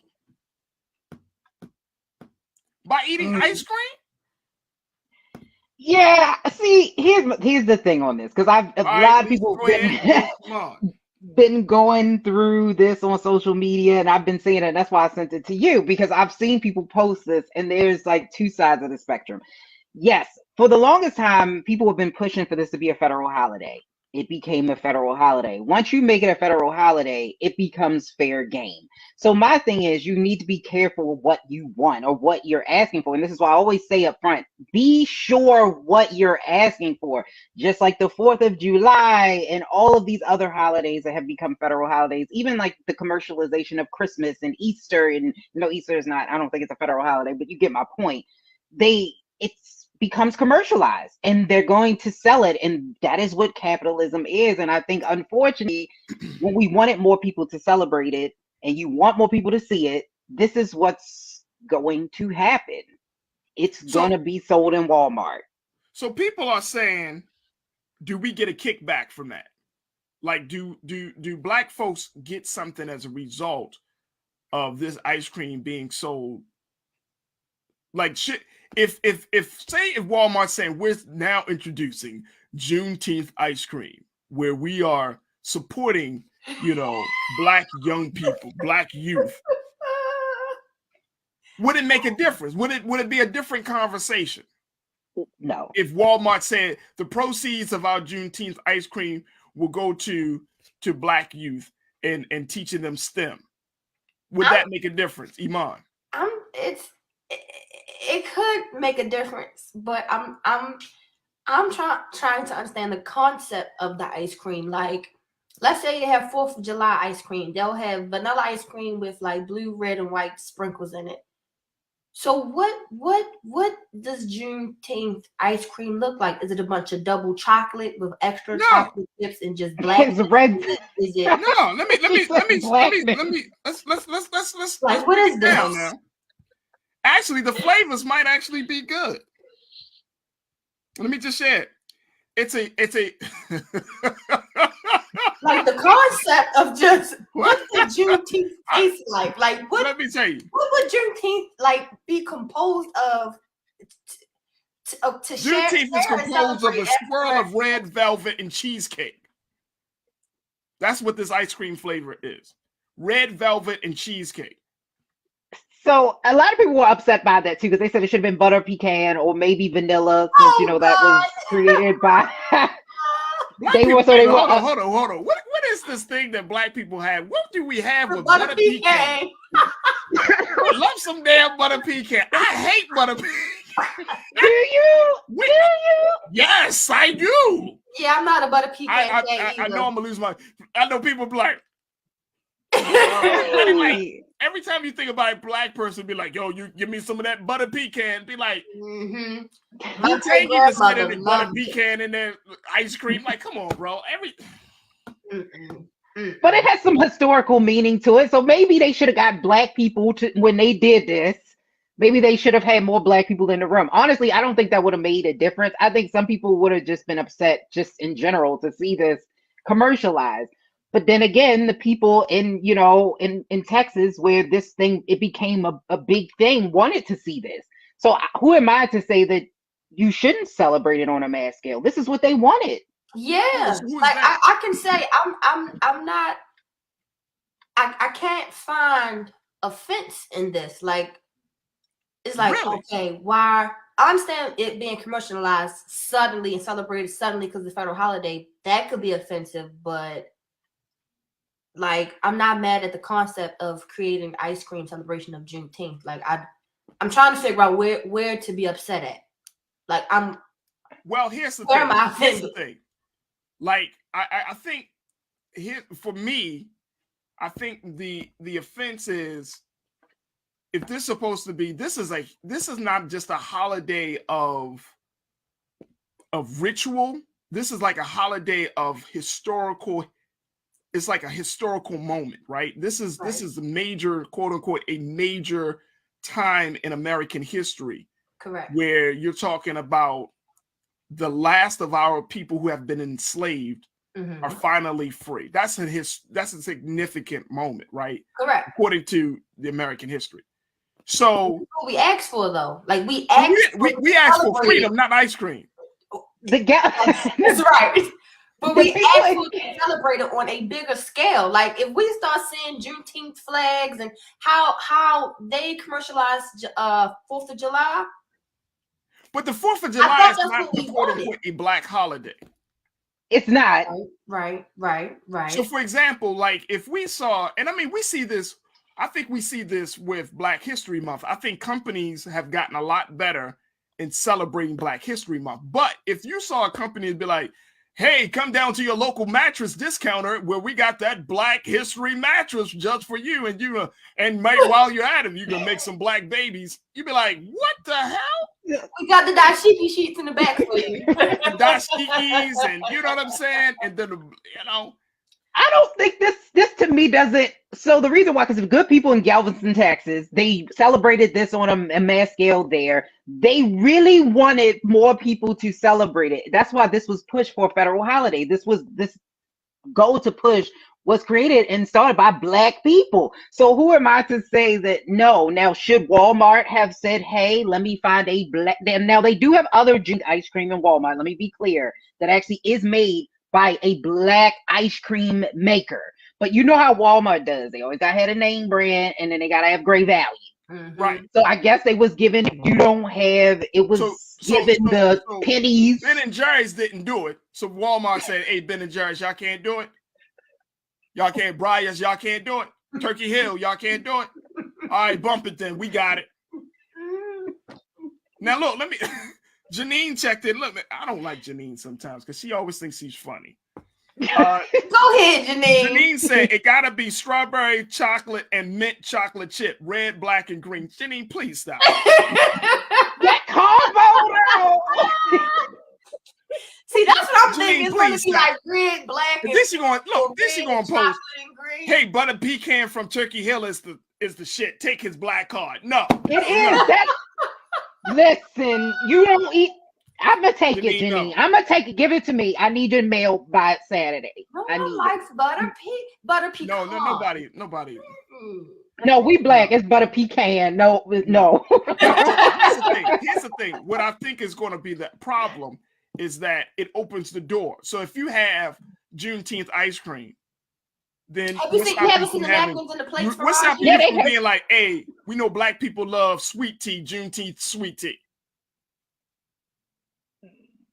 I'm glad it wasn't watermelon. Now, if it was watermelon, I would have been like, now, that's where we got to check this out, and then check this out, because I love watermelon, so I don't know. Like, I do too. I love watermelon. So if somebody said we having a Juneteenth holiday, sale, and watermelon chicken is on sale, that's twist just a little bit. That's offensive. Yeah. That's offensive. If let me ask you this question. Let me ask y'all this question. If a black store were to have a Juneteenth sale, like a Black food market, and I don't know, they might be very, they're not too many Black food markets, but Black food markets say, hey, we got a Juneteenth sale. Would that make a difference? I think a Black market, a Juneteenth sale. Yeah. I don't see, because like I said, I'm on the other side of it. This is what we kind of asked for, like the people who wanted this to be mainstream, this is what we got. And there actually is, when I was looking, there actually is a Hanukkah ice cream. That's capitalism. I'm so sorry. I said it in the comments. She says they stay appropriating our culture. There's no Hanukkah Passover ice cream. Unfortunately, capitalism is terrible. Like, they're gonna capitalize. No. It's not just terrible. But Black folks, our struggle has always been diminished, and we become the butt of the jokes. We do. I do agree with that. That a lot of the times the things that come out for us, it seems rushed or not. We were not consulted. So then the stuff comes out and it's like, well, this doesn't really stand for, because if they were going to do it, at least talk to the people in Galveston and say, what flavor should this have been? What flavor are the flavors in the foods that you eat on Juneteenth? What are I think they should have done that and gone above and beyond instead of saying. John, yeah, but to at least to your point, I don't think we should have any type of cookouts on Juneteenth. I don't think we should make it like that. Why? Huh? What should We it should be? have. I think Juneteenth is probably one of the very few holidays where we don't have to quote unquote go into celebration mode, but we should be in education mode. We should be like teaching our babies about the transatlantic slave. They don't know about slavery. They don't. Trust and believe. Who don't know about slavery? Now I'm talking about en masse. I think it's the perfect opportunity to be like, all right, y'all. July 4th, we always celebrating. Memorial Day, we celebrating. Birthdays, we celebrate for 2 years straight. You know what I mean? Depending on whose birthday it is. That is facts. You feel what I'm saying? Like, we always in celebration mode. And part of me is just like, yo, we don't have to celebrate. Let's celebrate by teaching these babies. These babies really don't know about the transatlantic slave trade. And I think we do a disservice by allowing this to be like, yeah, what we celebrating, mommy? What we celebrating, daddy? We you know, shit. Black people were free, and it's like they have no connection. But that's what Juneteenth is, though. Like it was a celebration. They did. That's what it was. After it was a celebration. I know. Go ahead, Iman. Go ahead. I say we can do both. Both. It can be a celebration because that's what it was originally. Juneteenth was a celebration. Now we all aware that we are free. We are now. Everybody's gotten the news that we're free. Okay, cool. But I do understand your point as far as education, because children, especially I want to say middle school down to pre-K, kindergarten, they don't get the same dose of what slavery was that we did, or Jim Crow that we did. It's much softer now. It's an ice cream version. It's the Juneteenth ice cream version of what slavery actually was, that we knew of and we were taught. So I understand both perspectives, but make it celebration and eat. I found out a black man eating macaroni and cheese like 2 weeks ago. So I say celebrate and eat. Yeah, but my thinking is, we always celebrating, and I get it. I'm trust and believe. I'm not trying to rain on anybody's parade here or anybody's picnic, but I'm just saying, when do we start educating? You know what I'm saying? Like what holiday outside of Black History Month, right? Most of us Black children, they know February is Black History Month. But if we want to drive home the point that Black history is every day of the year, and then this holiday comes around, then it's like, okay, because case in point, when Memorial Day comes around, do we talk about Black soldiers? No, most likely we don't. We just see it as a day off. When 4th of July come around, do we talk about Christmas addicts? No. Some of us probably don't even know who Christmas addicts is. Right. Definitely don't celebrate. You know what I'm saying? Like we not. If these major holidays come around, this could be this is revolutionary. I'm thinking that when these major holidays come around for the country, that is also an opportunity for us to have some different conversations with our children and with each other. I mean, out of all the things, all of the ways that we can kind of, like, this country is saying, okay, Juneteenth, the end of slavery, of chattel slavery and all of these things, like, our level, it should be a day where we really edify the ancestors. It should be a day where we really educate. Now, I'm not trying to say there's no celebration in that, but one, this was like 2 years after the institution was officially over, right? Right. So a lot of our people were still left in that situation. And it's like, really, what are we celebrating when we didn't even get all of our people to know that the institution was over? There's nothing to celebrate. It was like, damn. It's, you know what I mean? That's how I get. It's like 2 years later, like, damn. Yeah. You know what I mean? But I don't know. Like, I just like, if the only thing that we could force America to do is to give us little trinkets like ice cream or discounts or deals or stuff like that, like, we will never be taken seriously as a people. Like, we got to force and to ask for America to demand and say, look, like, this is an institution that you brought us in. Therefore, don't try to, our reparation is 30% off of a cup of coffee, or, you know what I'm saying, some ice cream. It's like, y'all need to do some real celebration. Like, for example, are we going to expect it to see, like in Baltimore, of course, you know, we have the AFRAM and the celebration of African-American history and culture and those things. But when you ask Black people, what is Black culture? What is Black history? Then it's just like 1,000 different answers, and that's fine. But at the end of the day, it's like we're still not on the same page about certain things that has happened to our people. And I think that just needs to be emphasized. That's all. I agree with education. I agree that we need to do more education. I agree with you. Juneteenth can be the start that we finally all get on the same page, at least for a holiday. I agree. Yeah. Like Kwanzaa, I see more Black people finally getting into the celebration of Kwanzaa. Now, I feel like that's a great celebration. You know what I mean? When you go down, break down those principles and those things, like those are great celebration. But for this, it's like, it was a somber moment. You know what I mean? Like, look how long it took for us to even get an acknowledgement of that moment. They took to President Biden, and then look at what actually happened. It's like, it's a very somber moment. It's like, wow, man, some of our people were still left behind in that institution years after it was officially over. Right. And I don't know, like, it's just, Juneteenth rings different for me. It's not like 4th of July. It's not like any other holiday. It's like, man, that's a really sad situation. A great deal of people. Things here anyway, because say it again. We celebrate weird things here because the push was because Christopher Columbus had a day. We all know what Christopher Columbus then did. And so they were saying, if you can make that a federal holiday, why not Juneteenth? And this is what we got. What you get on Christopher Columbus Day, you get discounts, you get deals. And so maybe we made it less valuable by making it, a federal holiday. I don't know, but this is what a lot of people were pushing for. Absolutely. Infamous Kiki, you in Texas, because she's saying that we have Juneteenth sales in Texas. Y'all killing me. We going to the parade on the 18th, and the club has Juneteenth bar crawl. Okay. Y'all killing me dead. Yes, that's what I'm telling you. Do your thing. Do your thing. Celebrate. The good people of Galveston, Texas over there. That's where we need to go, least. That's where we need to be at, least. That's where we need to be. With the Cowboys and the Juneteenth bar crawl? Why not? You know some white people going to be up in the bar.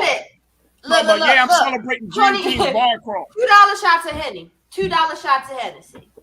That's probably what's that's right. That's right. We deserve joy. I think black people deserve joy. Let's celebrate our people by getting out of our minds. All right.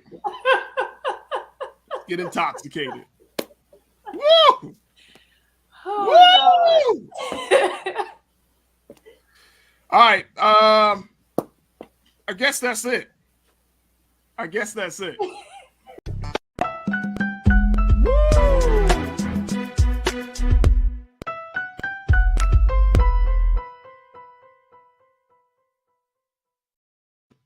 Folks, imagine this. A friend of yours, or really a colleague, has invited you to her wedding. Now, you know this colleague because you guys have, work in the same circles. You are a business owner. She's a business owner. And, you like her. You trust her. And when she invites you to the wedding, you feel honored. You feel happy. You feel like, you know what? This is not just a business relationship, but this is also leaning and working toward a personal relationship. You get to the wedding, and guess what? The wedding is beautiful. It's on the outskirts of Orlando, Florida. You're seeing the water. It's a beautiful day. The sun is shining. Everything seems picturesque. The spirit of everyone there is high. People are excited. Your friend is the bride of this wedding. And she is absolutely gorgeous. Everything is laid out. You can tell that money has been spent. All the details have been considered. So once the proceedings go forward, you're just looking forward to having a great time.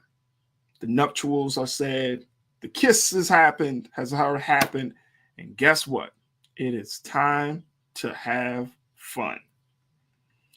So all of these things are happening. And you're thinking to yourself, what a great wedding. What a beautiful expression of the union of my friend and her husband. Where is the food? That's what you're thinking next. Where is the food? So when it finally comes down for the food to be served, it looks delicious. The perfect type of food for a perfect day. You have bread, you have pasta, you have all of the trimmings of some great food. And in a matter of moments, everything changes. People, even though there's a DJ playing music, even though the weather is nice, the venue is laid out beautifully, people eat a couple of bites of the food and they just sit there. No one's on the dance floor. No one's snapping their fingers or tapping their feet. They just sit there after eating a few bites of food. And then you feel it. Your mind takes you into a place that you never thought you would be. Essentially, you're high.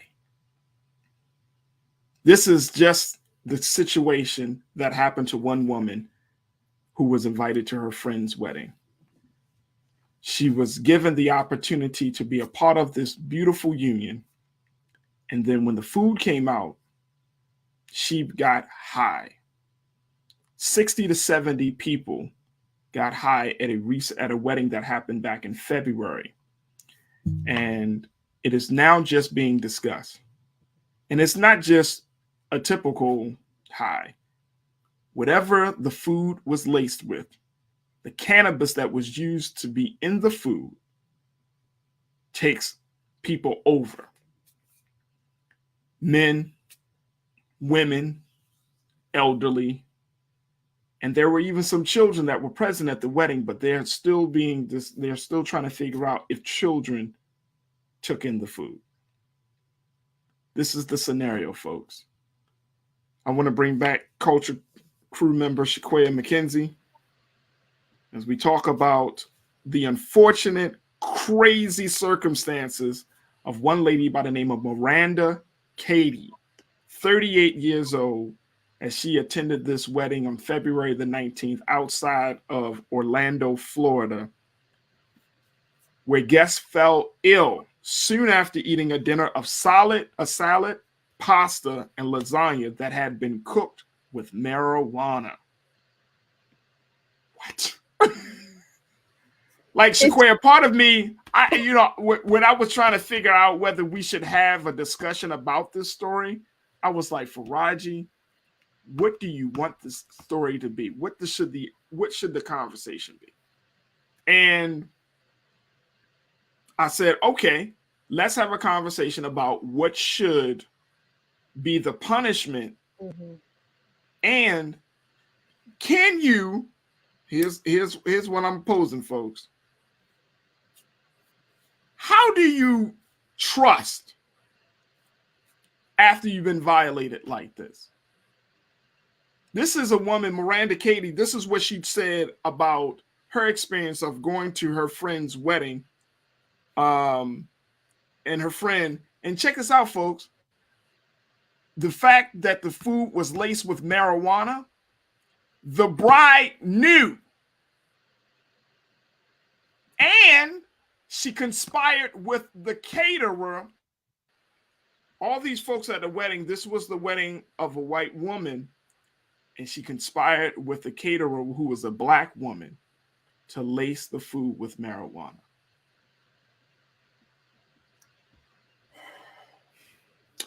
Keenan, can we put up what Miranda Katie said? She said, quote, we're all at events and gatherings regularly talking about her relationship with the bride. She said, crossing paths monthly, quarterly is a regular thing in this town. The bride has a great energy and vivacious personality. It was pretty traumatic, emotionally traumatic. She said, I'm the type of person to walk into a room and everyone's my friend. To be violated this way from someone you like and trust is really hurtful. I didn't have an option or say. Even if people avoided things like the olive oil, it was still in the bread, in the pasta. Shaquaya, There are a few things what that the I'm hell taking would you apart. do? There's Huh? a few things I'm taking apart, and I'm just gonna give it to you as it's coming to my head. If it was this potent, nobody tasted it. That's one. Two, back up for a second. Talking about punishment and consequences. If the bride requested this order from the caterer, I do not think the caterer should be held responsible. Though I understand the statute of tampering with a federal one scheduled drug carries up to a maximum of 30 years in prison. It doesn't matter who did it, who commissioned who to do it, who paid who to do it. It was done by the Black woman. So I hope when people hear me, they're not thinking that I'm petitioning a consequence for the caterer because she's Black. I am just thinking of the conditional responsibility that lays at the feet of those who invited the guest to have this meal and have this experience, which is interesting for me. The bride was arrested, but not the husband. So that indicates that the bride conspired in her mind. She conspired in her mind that this was an element of her wedding that she wanted, and albeit for her personal, whatever her personal inventory was in terms of why she wanted it, whether she thought people would chill, whether she thought it would be a good joke, it was completely insensitive to think or consider those who have, elderly, those who have to take medication. Hopefully the children didn't digest the weed-laced food, but it's just unfortunate that something that otherwise, I think if you put it online, it's just a running joke because weed, in the sense that it's so culturally acceptable. Right. There's this idea that there's no big deal, but when you smoke weed versus when you ingest weed, and depending on the type of weed it is, it can be a very extreme experience. People, weed does alter your heart rate. There could be, depending on the strain of weed, there can be hallucinogens, certainly paranoia, and anxiety. And so, check this out, and Shaquaya, to that point, like, I think you hit the nail on the head, because that's one of the reasons why I was like, okay, how should we have this conversation?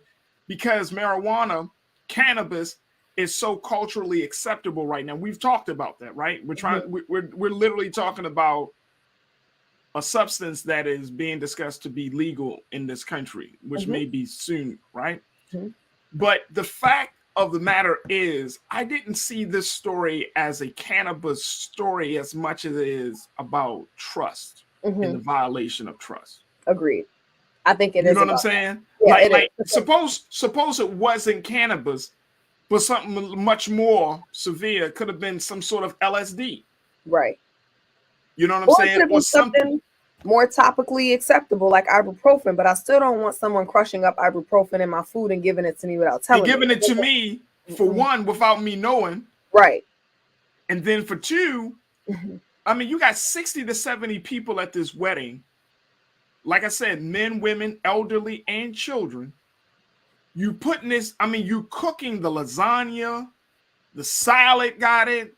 She said the olive oil every element, every part of the menu. No, it was a completely infused meal. Completely infused with cannabis. And it's like, what were this caterer and this bride, what the hell were you thinking? I question if the caterer asked if the guests would know. Presumably, if I'm a caterer and a bride commissions me to be the vendor for her wedding, and she specifically requests an infused meal, it is my assumption that she has the waived rights of her guests. It is incumbent upon me to check, but it is my assumption, right? Because it's such a bizarre request to make a meal for 70 people at a wedding for it to be infused. One, that's not cheap. And two, I would assume that there is agreement to this, or that it is okay. And it just is, it's just wrong. You know, on behalf of the guest, I'd like to assume it's okay for me to say they'll never be attending any of her events again if Right. she is not sent to prison. Right. Oh, she facing jail time. Definitely. But I think that it will invoke in them, you know, respectfully, paranoia and or skepticism about other large events they would attend, which is just not fair because it's trauma, you know. So and that's the other part about it. Like and I know some people might push back on this. Mm-hmm. Potlucks.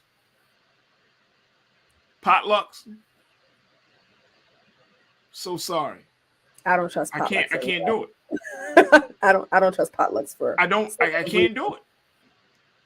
You know what I'm saying? Like, I'm at a point right now because my body is the way my body is set up, Shaquaya, that I need to have a level of accountability of who did what. You know what I mean? Like, when you cater somebody, at least you know, outside of what this woman did, but at least you say, okay, this is the caterer. If I have a problem, I have somebody that's going to be held accountable for it, right? Because I tasted the food came from the caterer. She's the caterer. Right. Potluck, you don't know. I don't know. And I think that's the thing. Like, this would make me so paranoid that I couldn't even trust a friend inviting me over to a small dinner. I would be like, no, I can't do that. I can't do it. Faraji, what happened? But no. It's such a rare and, you know, bizarre occasion. I'd hope people don't take this story to lace their concerns. Rightfully, you should be skeptical about, as you said, Faraji, unless you can truly identify where the food source is coming from. If you're not attending a restaurant, you know where it's coming from the kitchen directly. There's grounds to be skeptical of all of it, but I hope it doesn't lace people's concerns too much, because I've never heard of anything like this prior to this. I've never heard of it. Matter of fact, the reason that this story comes up is simply because yesterday, the woman, the bride, and the caterer were charged. They were charged yesterday with delivering marijuana and tampering with guest food, along with the misdemeanor of culpable negligence. Culpable negligence. Break that for. I want you to. I know what you know. I know you know what that term means, Shaquaya. So that means that they knew, right? You intentionally put people in harm's way and did not care to. So culpable negligence is, in short, doing harm intentionally without providing recess or occasion for the person upon which you are intending harm against to have an opportunity not to be harmed. Right. So it is, and by neglect, it's also indicating that there could have been more serious outcomes of the situation in terms or related to people's health, and you were not concerned with that, right? You neglected the well-being of people that were supposed to be in your care, so far as it relates to being your guest. And so, right. So okay. So you knew. Now, here's the thing: the tampering charge alone, according to the documents, is a felony with a maximum penalty of up to 30 years in prison for each woman. Now I don't think they're going to get 30 years, right? But that is a serious penalty. I did not know. I mean, I've heard of food tampering, but I didn't know it carried. I didn't either. Up to 30 years in prison. I mean, can you imagine being in prison for food tampering, and you might be in prison longer than murderers? Or longer or just as long as a rapist. Because is this tampering? I wonder if it applies to roofies or to drug-induced. It probably. Well. And so my question would be, Shaquaya, do you think that is too severe for a situation like this, or is that just what these women should be facing? I think it's the sentence window, and the maximum of that is severe. I think that if neither one of them should have, especially if they don't have prior misdemeanors or felonies, they absolutely should not get 30 years in prison.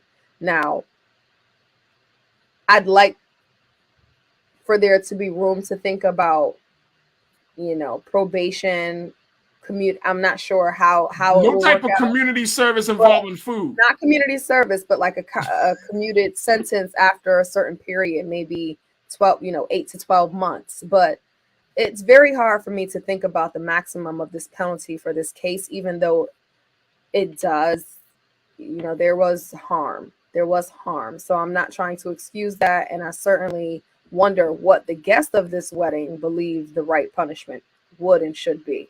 For the woman that was speaking in the article, she speaks more emotionally than more logically about what she thinks the consequence should be. She just knows that she was hurt, and it's hard for her to know that she was hurt by someone she trusted. But I doubt if all of these people that attended the wedding presumably loved or cared for this couple, they would want to see her in prison for long, and therefore there's room to think about, to follow the case and really see what people go on the stand and say. Let me tell you, if that happened to me, or if it happened to a family member of mine, or say my grandmother, because like I said, there were elderly people there. Right. Imagine this happening to your grandmother. I would want to issue some street justice first, and then let your ass sit in prison. You definitely got to go. You know what I'm saying? You be like, you gotta get that, at least that like, you crazy. And I know that, to Miranda Katie, she was like, I didn't even know. They didn't even ask me. Like some of these people probably would have gone along with it. Like, put a little something extra in my plate. Cracking up as you were introducing the story, because I was rereading the story and looking at the anecdote from the individual who attended. And it's just, I think, it would not have been an issue if they forewarned people and gave them the option to participate in the meal or not. But unfortunately, that's not the case, and therefore they're going to have to suffer the consequences. We shall see what those are. Let me tell you something. People, and Christopher Perkins say, no, you should never play with anyone's food. Lock her up for 30 years at least. Let me tell you something. Christopher, like, lock her up for 30 years at least. Well, I don't know why we even talking about, black people, behind black people say, go all in. We ask anybody black, they're gonna be like, what? My food? Lock right. Up. Yeah. Right. But I mean, all due seriousness, yeah, like the level of trust in violation I would feel would be way off the meter. I wouldn't be able to trust you. I wouldn't even be able to trust anybody. And it only takes one, right? I mean, this is a very serious incident. I'm not trying to make any light of the situation, because it could have gone left much more than it had. But I would not be able to trust people. I know I wouldn't. I'd be like, I went to a wedding thinking one thing, and I come back hot. Look, the lady Miranda Katie said that she felt like she was literally about to die. That's how serious it was. She must not have been a cannabis user, because she's like, she felt literally like she was about to die. So much so that she posted on her phone, she left a message in case I died, somebody can know what was going on. Mm-hmm. I mean, that's serious. Yeah. That is absolutely. And I mean, for people, and I've heard, and I'm sure you probably heard stories, Shaquaya, of people who have done things to people's food, and you know what I mean, or just done things like pranks and stuff. And nowadays, you can't do that to people, man. You got to be very, very mindful that some stuff. I get on my children about pranks and stuff, because some stuff stays with you for the rest of your life. Yeah. You know what I mean? You because you tap into a certain, like, you can create a fear, or you tap into somebody's fear when you do certain things like that. And that's the very serious side of it. That's the very serious side of it. It is. I pulled a really bad prank as a kid one time, and it scarred me for life to know how not to play with people. And it was with food, ironically, but not used correctly. So I'll leave spirit. Right. But there's what you did it leave a scar on the person you pranked? Yeah, I was at a friend's. I was like 6 years old, and we were playing with You everybody. wouldn't be a friend of mine, Shaquille. No. You know, everybody who goes to sleep first gets messed with. And in my 6-year-old mind, people were like putting toothpaste and ketchup on people's face. And I was like, oh, hot sauce. And I put hot sauce on someone's face and it got in their eye. And it was, yeah, no, we don't play with people's food. We don't play with food on people. We don't. I was 6. Don't judge me. I was 6. Oh, we would not have been friends. No. The girl No. Even 30 years later, I I'd be haven't like, seen her in years. But you'd be guarantee like, hey, so we cool? I'd be Sorry, like, we never Dominique, cool, if you're Shaquille. watching this. My bad, Dominique. You know it was. I was 6. It wasn't there. I was not there. I was not there. But you don't play with people's food. You don't. All right, so I hope Miranda, Katie, and all those folks that went to the wedding of this lady, of this bride, really find. I mean, seriously, I hope they are all right. But more importantly, don't lace people's food with cannabis. I think that should be I feel like that should be pretty obvious. But I just want to make sure that for any watcher out there, don't lace anybody's food with cannabis. Yeah, no, it's don't do those things. Don't lace people's food with nothing other than flavor and good seasoning. That's all I'm gonna say.